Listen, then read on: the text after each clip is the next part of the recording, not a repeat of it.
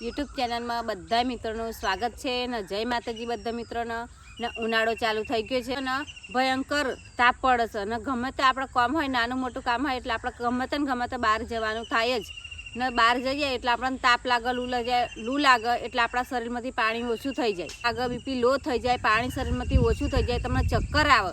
આવું બધી સમસ્યા તમને થાય તો તેના માટે આપણે 100 ગ્રામ વરિયાળી લેવાની છે અને મિક્સરની અંદર પાવડર બનાવી દેવાનો, એકદમ ઝીણો પાવડર બનાવી દેવાનો છે ને પછી આપણે ગમે તો બહારગામ જઈએ ત્યાં પહેલાં આપણે 1 ગ્લાસ પાણી લેવાનું છે ને એની અંદર 1 ચમચી વરિયાળીનો પાવડર નાખી દેવાનો છે ને પછી ગાળીને એ પાણી તમારે પીવાનું છે। આ પાણી વરિયાળીવાળું તમે પીને બહારગામ ગમે તો તમે જશો ને તો તમને લૂ લાગતું હશે એ પણ નહીં લાગે, તમારા શરીરમાંથી પાણી ઓછું થતું હશે ને એ પણ તમને નહીં થાય ને ચક્કર આવતા એ પણ નહીં થાય ને બીપી લો થતી હશે ને એ પણ નહીં થાય ને તમારા શરીરની અંદર ઠંડક રહેશે ને તમે જેવા ઘેરથી જતા ને એવા ને એવા આખો દિવસ તમે રહેશો। બહાર જાવ એટલે શરીરને ઠંડક પાડવા માટે તમે સોડા લો એટલે ગમે તે સોડા તમે પીવો તો એ પીવાની નહીં, એ પીશો તો તમને ગમે તે તમારી બીમારી થશે। ઘેરથી તમારે વરિયાળીવાળું જ પાણી પીને તમારે જવાનું એટલે તમારું શરીર ઠંડક જ રહેશે। અને બીજું તમે બહાર જાઓ એટલે તડકો લાગે એટલે તમારા હાથ પગ ચહેરોને બધું કાળું પડી જાય એટલે પછી તમે ઘેર આવો નહીં કાળું ના પડી જાય એવું તમારે કરવું હોય તો ઘેર આવીને પછી તમારે શું કરવાનું છે,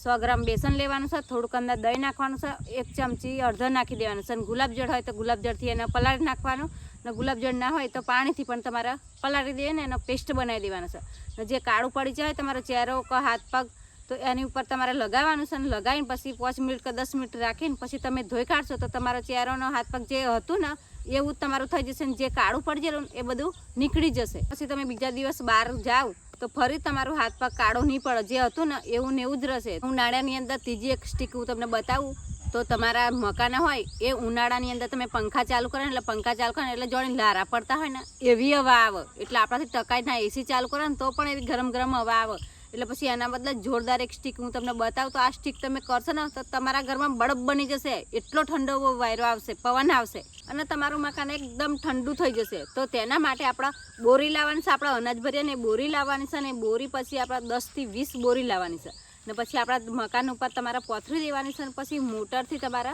બધી જ બોરી તમારે પલાળી નાખવાની છે એટલે પલાળી દેશો ને પછી તમે પંખો કે એસી તમારા ઘરમાં ચાલુ કરશો ને એટલે તમારા ઘરમાં ધીરે ધીરે બળફ બનવા મળશે, એવો પવન થઈ જશે ને એટલું ઠંડુ તમારું મકાન થઈ જશે।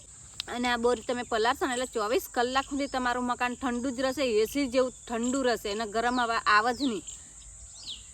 તો વિડીયો ગમે તો લાઈક કરજો અને શેર કરજો,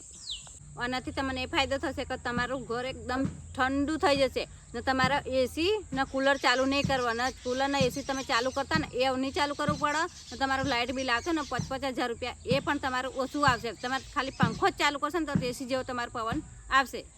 તો વિડીયો ગમે તો લાઈક કરજો અને શેર કરજો।